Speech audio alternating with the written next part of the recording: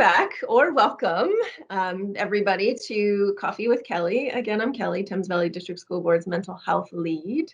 And I am here continuing from our sip of coffee to have a full cup of coffee conversation with Dr. Javeed Sukhera. So again, Dr. Sukhera, thank you so much for being willing to share your wisdom with all of our sort of parents and caregivers and guardians out there who are doing their very, very best to parent during a pandemic. So thank you for being here. Thank you for having me. Yeah, of course. So I'm interested to start by talking a little bit about and carrying through from our sip of coffee about parents' experience of the pandemic. So, and I've heard bits and pieces here and there, even from friends, colleagues, parents, about all of the emotions that parents have been experiencing with respect to their family situations during this time, and also with respect to their parenting during this time. And I'm wondering if we can start there and talking a little bit about what you've seen with respect to what has been the emotional experience from a parent kind of guardian caregiver perspective during the pandemic. So I think there's been a continuum of responses. There are many parents who have sort of picked things up, been able to implement some degree of structure and routine, and very quickly recalibrated their home environment to adjust. But that's not most people. Most have struggled, and they've struggled in various ways. There's a lot of people who have had to balance and juggle their jobs, their businesses, and help support distance learning. There's also a diversity of families, right, in our community. So there are many for whom there weren't enough spaces for their kids to learn. There weren't enough devices for their kids to utilize. And there are lots of parents who just didn't have the cognitive or emotional resources to take care of everything that needed to be taken care of because it was just too overwhelming. Right.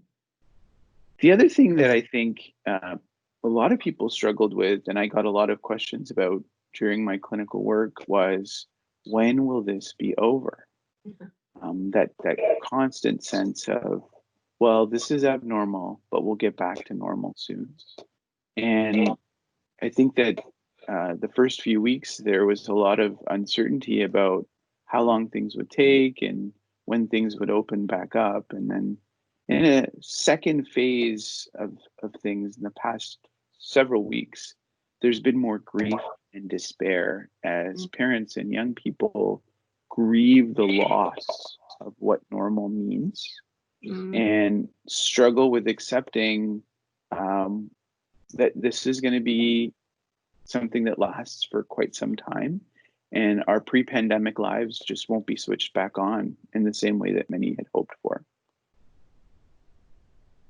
Yeah, I mean, I think, I don't know about you, but I can certainly, I like in terms of that roller coaster of emotions and getting to that place of, I'm just so done with it. Like, we're just so done with this, but we can't be done with it because that's not within our control. So, and trying to look ahead with no sort of time when we know it's going to be done, and how people sit in that degree of uncertainty is, I would imagine, really challenging for most. I can speak to that being challenging for me. So I would imagine really challenging for most people to just sit in that uncertainty for however long we need to. And part of the warped and skewed sense of time that we're all collectively experiencing can also be thought of from different developmental perspectives. Right. So, younger kids under the age of 12 perhaps aren't experiencing the same degree of distress as older teens are, for whom everything feels like now. So it's harder for them to have that reference of seeing where the curve is going to bend back towards the way things were.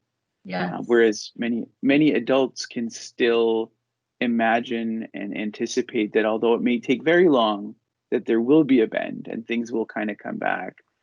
Older teens, many of whom are looking at graduation, looking at transition to their post-school lives, they're the ones that are really struggling with that kind of despair and grief, because they're asking questions about what this is going to mean for their future.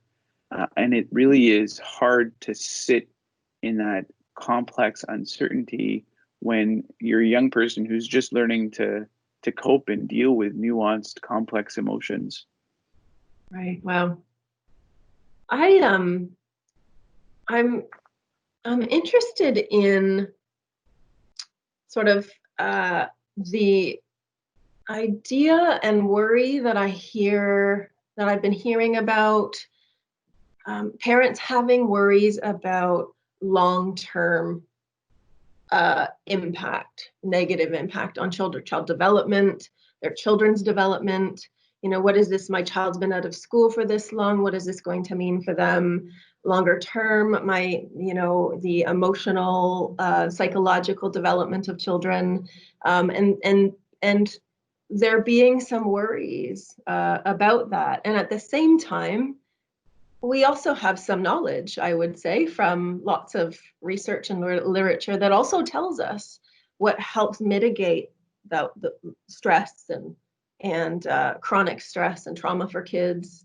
That there are plenty of things that can help mitigate that kind of chronic stress for kids. So, wondering if you could speak to that worry that parents have about impact on their children's development.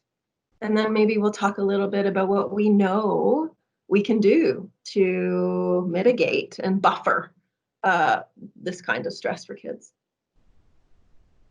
So I think the first thing parents should remember is that it's normal to worry. It's normal to grieve and to struggle and to be concerned about the impact of all of this. At the same time, part of what mitigates and buffers the impact is doing our best as adults to not project our own worries onto our kids. Really creating space and time for them to work through at a developmentally appropriate level how things are going and what things mean for them. The research is interesting because I think there's a lot that we don't know about long-term effects of trauma. But what we do know is that kids are incredibly resilient beings. And so I know from my own work, for example, with people who have fled severe trauma in different places in the world, particularly newcomers to Canada, who've gone through the pre-arrival trauma, the resettlement trauma, how they really are resilient. And the vast majority of them, even with something so severe and complex, ultimately end up living happy, healthy lives. For a lot of us, though, that kind of adversity, it might be unfamiliar. And I think that creates a bit of a paradox right now, because we're awakening to what it feels like to be vulnerable. But there are also members in our community who have felt incredibly and extremely vulnerable for a very long time. So I think we should draw inspiration from their resilience and appreciate that we can and will survive. In fact, we're hardwired to survive. It's our mindset that's going to make the difference. We have to really own the rest of this story and keep moving ourselves forward towards something that's possible, and use this opportunity as a moment for growth, not only as a society, but for our kids. The other thing is, this past week or so, there's already this pandemic, but we're also having a bit of a moment, or a huge moment, as it relates to race relations in our society. And that's an issue that's very near and dear to my heart, and a big part of my scholarship. But I bring it up because I think of the conversations I've been having with my own kids about what's been going on, and how hard sometimes I try to not project my own anxiety, fear, or emotional baggage on their experience and interpretation of the world. My young ones are growing up with way more knowledge about everything that's happening than I think most kids had a generation ago. And so, my wife and I talk about this all the time, and I apply it clinically to my work too, is when people ask me about parenting, I'll say, well, there's no manual, there's no quick guide, there's no 12 tips. But the biggest piece of advice is you can't parent kids through the lens of your own baggage. And creating space for our kids to experience these challenges or the challenge of the pandemic in a way that we're here to listen. We emphasize the space, but we don't push them far or push them too hard, because that can also be harmful. Wow, that's so wise, and I've got so many sort of thoughts rolling around in my head. So what comes to mind when you talked about mindset and how we go forward with our mindset, it brought to mind certainly what we read a lot in sort of trauma literature, and this particular global event has been referred to as sort of a collective traumatic event. And I've read that being said in lots of different literature. And what comes to mind for me is from that lens of trauma is trauma isn't necessarily to be defined by the event, but it's whether it's our response to it, right? It's how we, that mindset piece, how we respond to something that has happened to us, as this is happening to us and is beyond our control. So I'm wondering if you might have some thoughts. You've spoken a little bit about it already around that mindset, but this is about our response to it and how we help our children have a response to it that will help us move forward as opposed to stay stuck. Mm-hmm.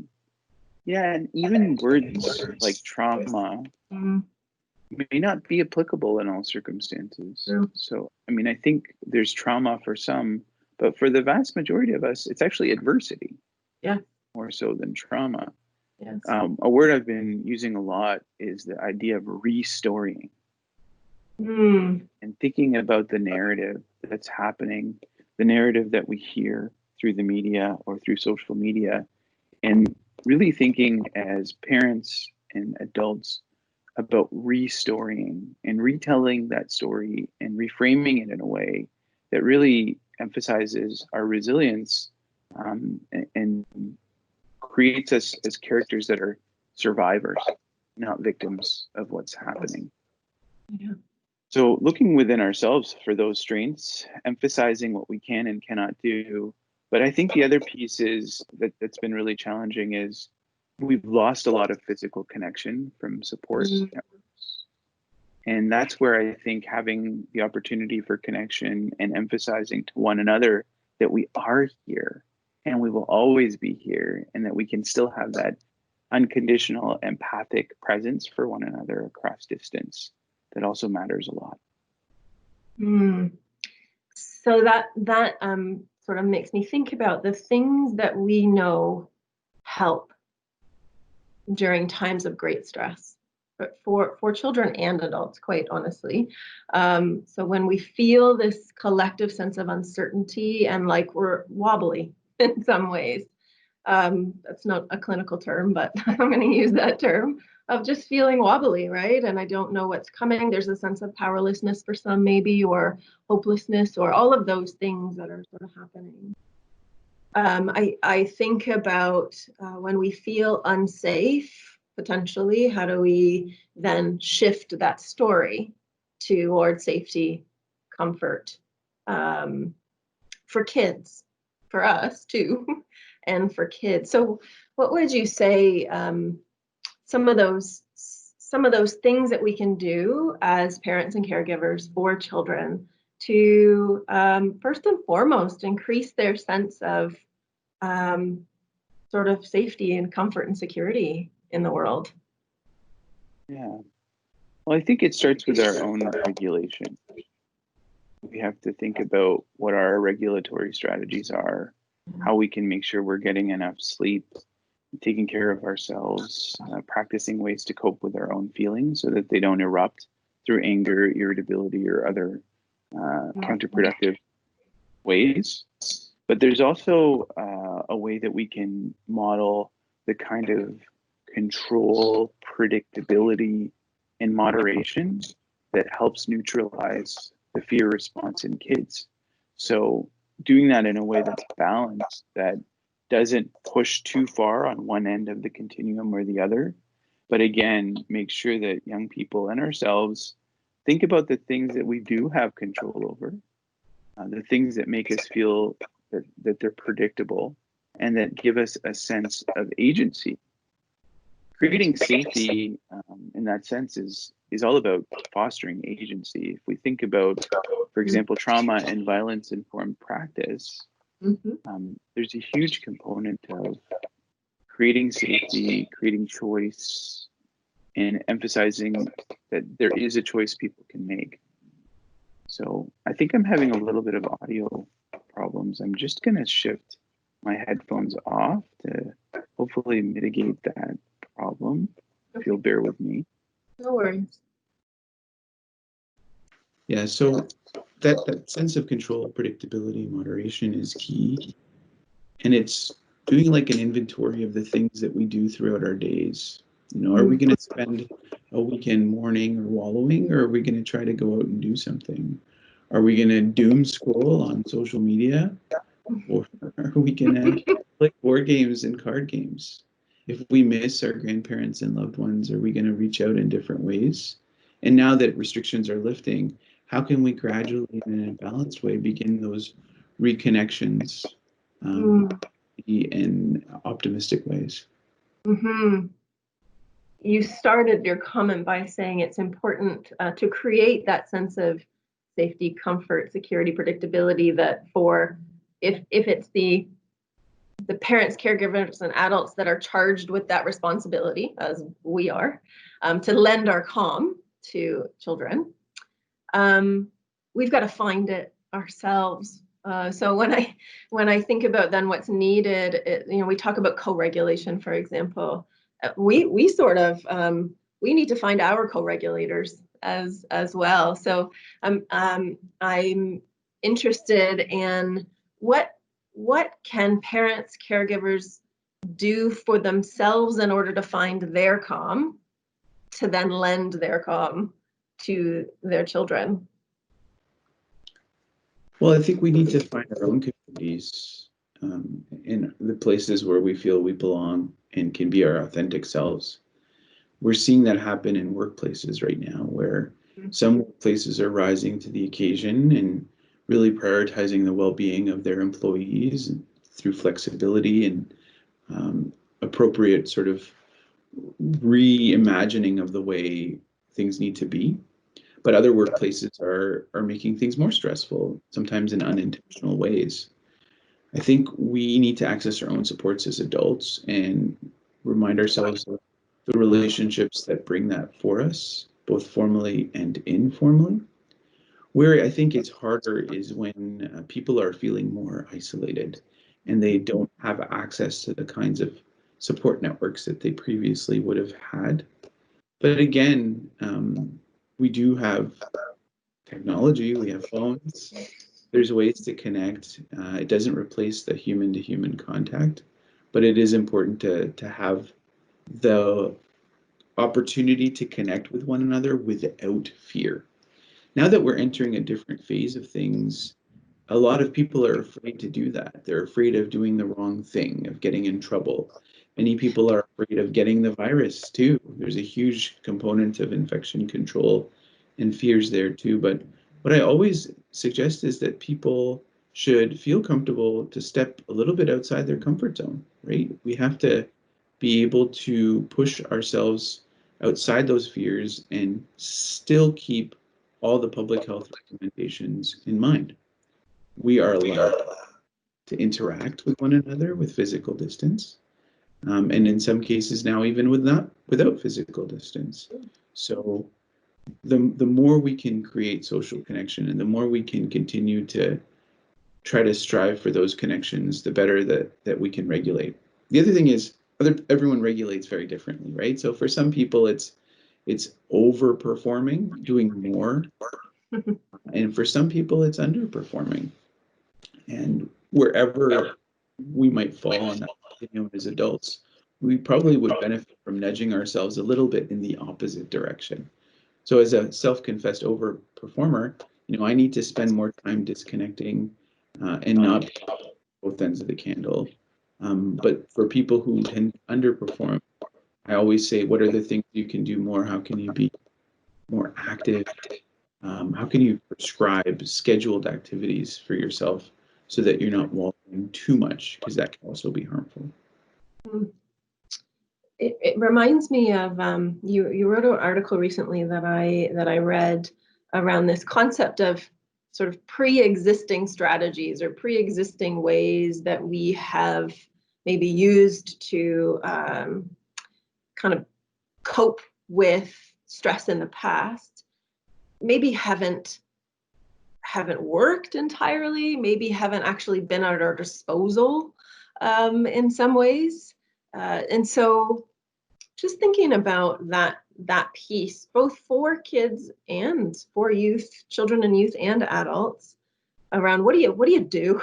What do you do when what used to work all of a sudden find yourself in a pandemic where A, maybe it's not working for me as well, or B, I actually don't have access to what I used to be able to do, like go to the gym and things like that.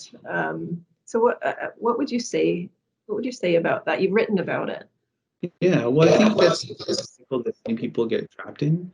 It's that they're trying to cope, they're using strategies that may have previously worked and they're not working, but then they become more frustrated, feel hopeless, and that cycle sort of spirals. What I'm talking to a lot of people about in my clinical practice is adapting our strategies. So there's a lot of strategies that are about fixing, doing, that think about ways we can actively regulate. But the collective experience that we're having right now really is forcing us to shift to a lot more acceptance-based strategies. It's to sit with difficult emotions while not letting them overwhelm us. It's trying to not constantly fight them by swimming upstream because of how exhausting that is, and finding ways to let them coexist but not take over.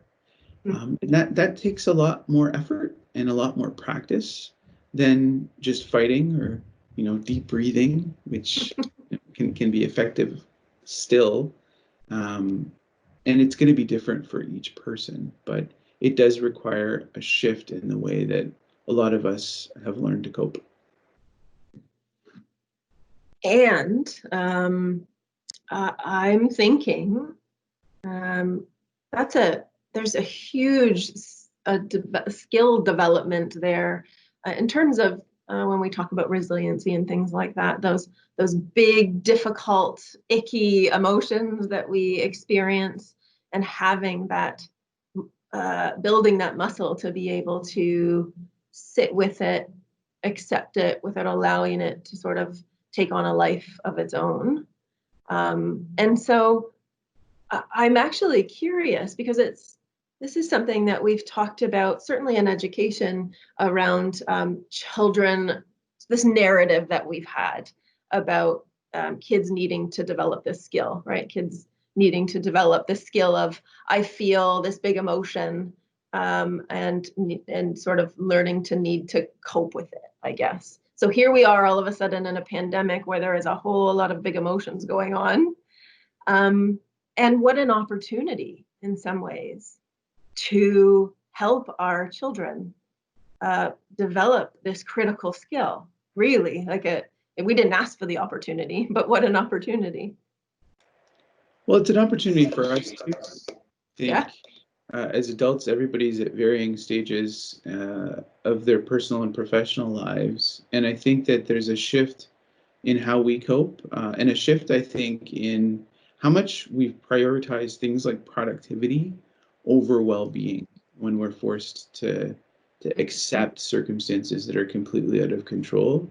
It also is an opportunity to challenge some of the mainstreaming of toxic perfectionism in our culture as adults, and then help our kids see beyond that and begin to accept what that means. So much of what we have to deal with already is outside of our control, but there seems to be a collective unlearning now of the need to compulsively do and be better and work harder, by an appreciation of what we have, by practicing gratitude in ways that are helpful and healthy for each of us, but also emphasizing, and celebrating our imperfect selves. This is such an essential component of development for ourselves and our kids. And I hope that, even though I hate saying the word silver lining, because there's a lot of people who are really suffering and struggling, and I don't think it's always healthy for me to try to say everything's a silver lining. Even though I hate that, at the same time, I do think that there's an opportunity for growth in every moment of adversity. Adversity is our greatest teacher. Sorry, teachers, but it is adversity that is our greatest teacher. And the more that we can embrace those moments of adversity, especially when they're painful, especially when we're suffering, as an opportunity to grow and be better and celebrate our humanity, the more I feel like moving forward.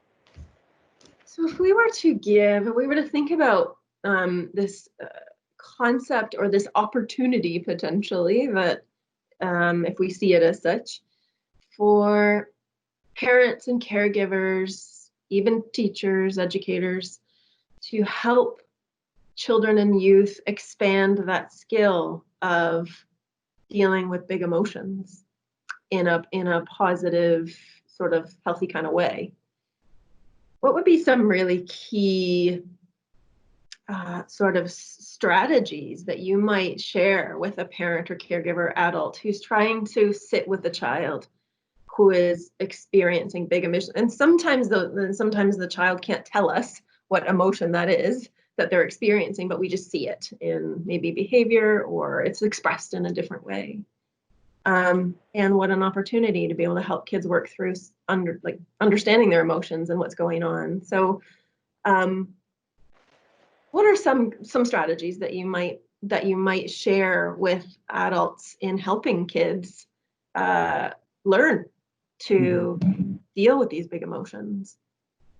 Well, I think that, like I said earlier, we have to be easy on ourselves. Don't expect too much. Yeah. Another thing is the idea that calm is contagious. So when we're with a young person whose brain is in a state of fear, it's like their frontal lobe isn't working. And it can be very infectious, and it can be very easy for us to fall back into that place where ours isn't working, where we get agitated, where there's back and forth. So as much as we can in those moments, to be as regulated as we can. If we're not regulated when our young ones are regulated, we're not going to be able to help create the space for them that they need. So we have to practice our own regulation skills and resist the urge to fix how they're feeling. That's the most important thing for people all the time, right? We hardwired to fix, to jump in, to intervene. It's what we're given as role models for parents. It's our instinct, particularly when we're concerned about our kids' safety. Yes. But it is about resisting that urge and then creating space for them to feel, but also establishing presence for support, so that they know they're not alone. We can only do that if we ourselves are as much of our authentic selves as possible, because kids see through us when we're pretending, Oh, yeah. and they see through us when we're trying too hard or taking ourselves too seriously. So it's balancing the need to just be a calm, comfortable, compassionate individual who has compassion for ourselves as well as for our kids. That's sort of a precursor to being able to create that space. And it is about creating space. That's all we can do. We can't fix. We shouldn't be fixing. We can offer suggestions. We can offer advice. But we have to think about letting them hold our hand and take our lead through that conversation. We may need to step into the lead once or twice, maybe 3 times, but we shouldn't be leading it the entire time. We have to humble ourselves to where they're at, and nurture their natural and intrinsic ability to work through some of these problems at the level that that they should.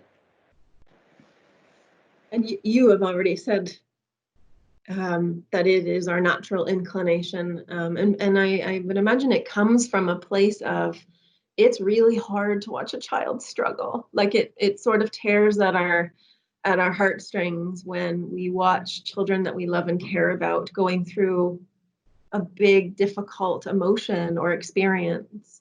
And so perhaps that's part of the driver of wanting to sort of fix it. So it doesn't, so we don't have to sort of sit with it, because it's really hard and heart-wrenching. It is, but we're also, remind ourselves, we're hardwired for this, right? If we draw back to parenting infants, you know, if you look at the research on this and you see how kids or babies learn to self-soothe, if you really look at the face of the parent, it's a combination of that parent mirroring that baby's emotion back. Yes. So the baby knows that there's someone who knows what they're feeling, Yes. but also us being able to express that everything's going to be okay.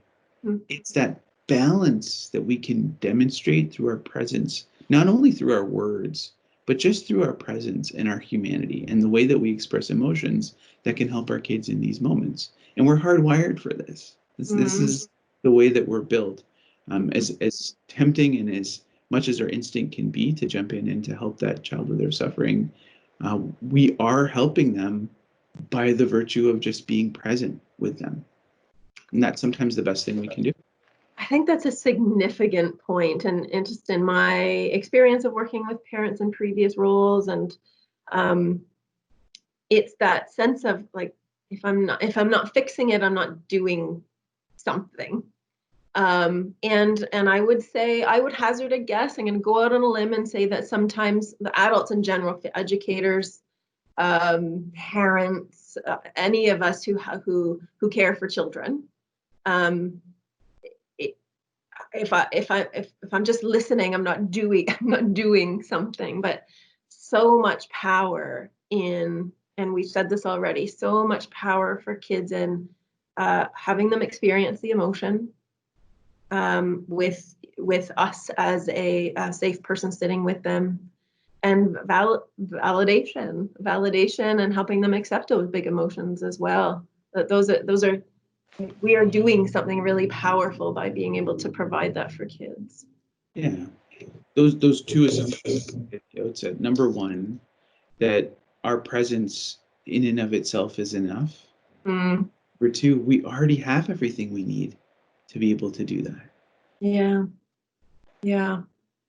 I'm thinking about parents, caregivers who may be trying to parent adolescents during this time.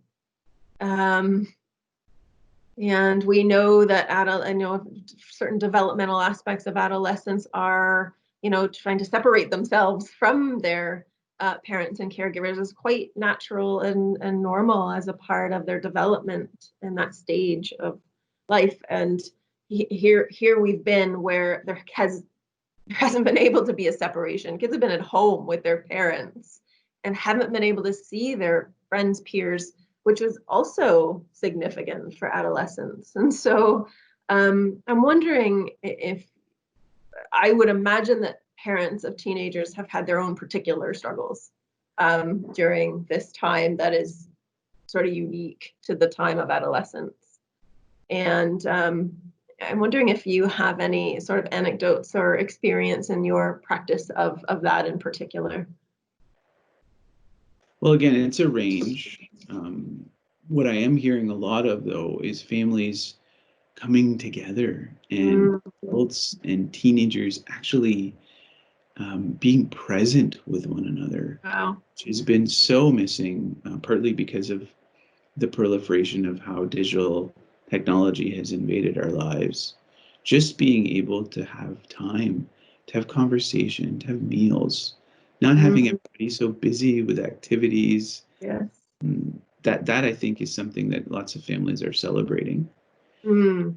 The other challenge goes back to the tale of two extremes that we talked about earlier, where there are some teens who are completely shutting down, not getting out of their rooms, have complete reversal of day and night, which is highly problematic and can have negative consequences on their mental health. So there are parents who have struggled with how can we help them with structure and limits, knowing that command and control style approach just isn't helpful. But at the same time, doing nothing isn't helpful either. Yes. So conversations I've had with parents have been about how they can still nudge their teens to do more, to stay active, how they can prescribe activity, emphasize the value of that, and how I can do that as the mental health professional supporting them, but do it in incremental ways. So they're not over prescribing or having young people try to do too much, but just baby steps towards change, whether that's change of their wake up time and their sleep schedule, or prescribing a walk, or prescribing something physical, or prescribing even conversations that teens are afraid or avoid having.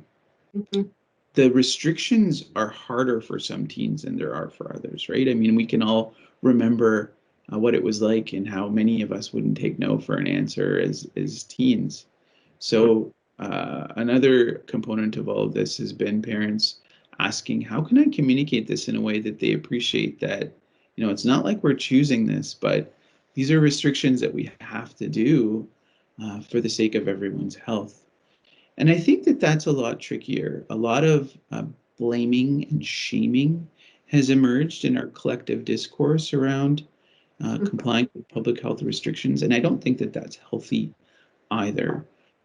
It's normal to feel restricted. And I think that teens feel that much more boxed in and need to escape that feeling of being confined. So it circles back to what we had talked about earlier about predictability and moderation. So, let them go for a walk, let them go for a bike ride, let them have socially distanced visits with friends.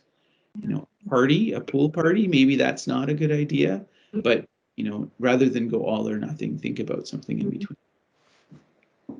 And as you're talking, I'm thinking to myself, is that that sort of small nudges and balancing sort of structure with some flexibility, is anything that you said actually much different than parenting a teenager outside of a pandemic? Or do you think that there is just a little bit more of an amplification of needing to nudge gently and needing to not get into the power struggles and needing to sort of soften? Like, is there anything that's different really about that in a pandemic as opposed to not?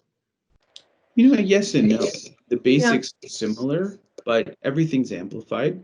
Yes. And our own distress is amplified. So I think that has to be where we give ourselves some credit. As adults, we are dealing with things in very different ways than perhaps the young people's lives are. And so there's more of an onus on us to be regulated when we have these conversations than it would be pre-pandemic. The other difference is part of the way that society has been transformed, I think, has been through an increased level of distraction. And we're not used to being in each other's presence in the same way as we once were. I mean, I even look at videos of myself playing with my daughter who's just about to turn 12. And I asked my wife, I look so present with her in a way that perhaps I'm not now. So that's where I think the pandemic is different, because it's a way to force ourselves to reset and actually be comfortable and appreciate the absence of an overcommitted, busy, hyper-regulated, scheduled life. So it's really calling upon the adults to shift a little bit, or a lot in some cases. So it sort of, it brings me back a little bit to what we've experienced in the last 3 months of sort of living through this really difficult time of the crisis, so to speak. And now we're looking ahead, and we're looking towards a summer that will look different for parents, with things like camps and opportunities that kids have had that they won't have. And we're also very much looking ahead at the school year to come, and how there's a lot we don't know yet, and then there's some things that we maybe can surmise, and what we as the adults and the caregivers sort of need to be turning our minds to, that maybe isn't all that different than what we've just talked about in terms of being calm and regulated and not putting our worries on kids. But just wondering, if you have any thoughts about looking sort of ahead, and what parents and caregivers, even educators, what would be helpful for us to start thinking about or to consider as we're looking ahead, kids going back to school, that kind of stuff. I think a big piece is embrace between uncertainty and seeking predictability. And I think we can find that balance. We actually don't know. And that's the truth. Right? It is the truth. We have no idea of what the fall's going to be like. No blueprint, nothing. Nope. Thing. And so what that doesn't mean is that we should just say, oh, well, we have no clue. What are we going to do? That's not what I'm saying. What I suggest is that we appreciate that that's completely outside of our control. Yeah. We accept that. But then we at the same time think about what is within our control. Right. And what is within our control remains what's within our control. Mm-hmm. We have to continue to challenge ourselves to find ways to keep learning happening, socializing happening, play happening, keep creating and co-creating opportunities for our kids and teens to just be kids and teens without having to worry too much about the adult problems of the world, because that's our jobs. Yeah. We will continue to do that. We're hardwired for that.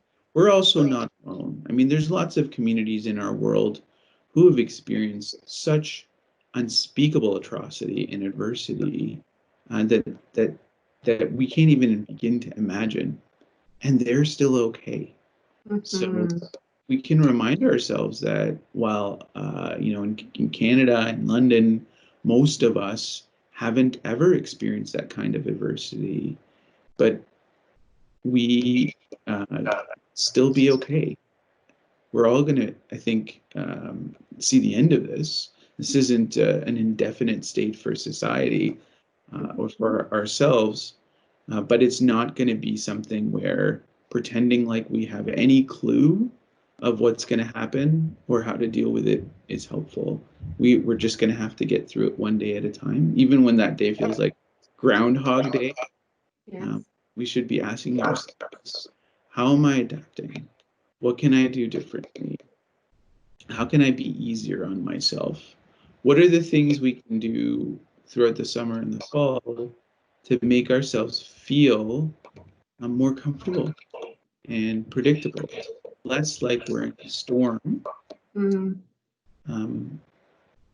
more like we can sort of take the bumps up as we ride the wave. Which is really what we've been doing. So it's a little bit more of the same. And when in uncertainty, trying to stay grounded to what we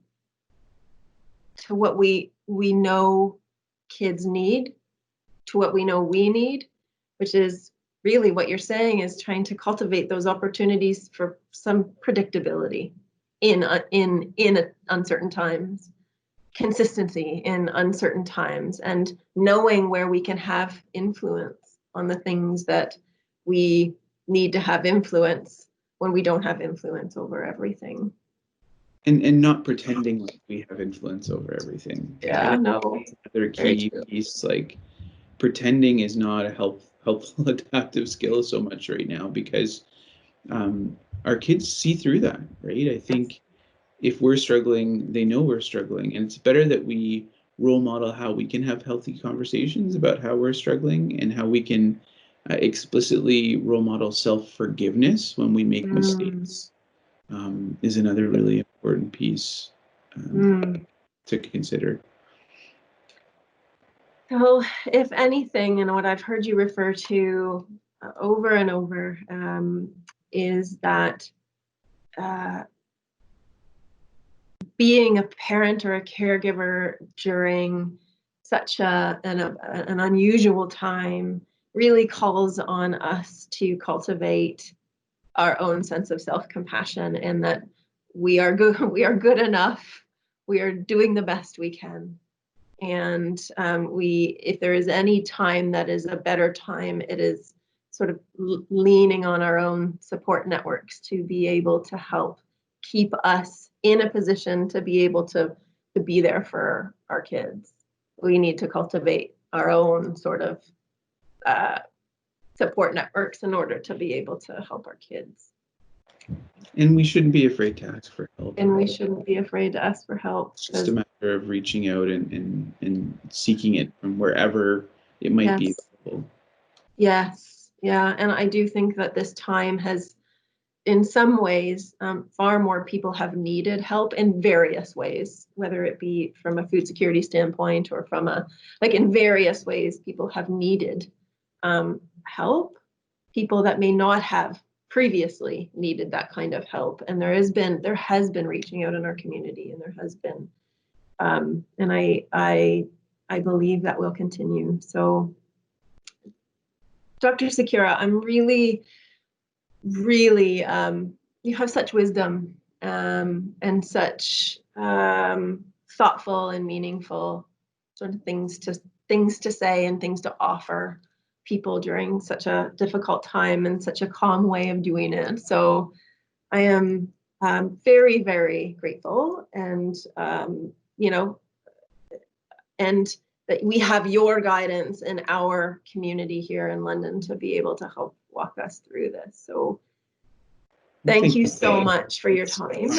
To say, I think I do appreciate that. I appreciate the opportunity, but I also would want to underscore the fact that I'm also a parent of kids, and I'm also bumbling through this one day at a time. So we all have to remind ourselves that we're in a collective experience and a shared experience, and we don't have to go through this alone.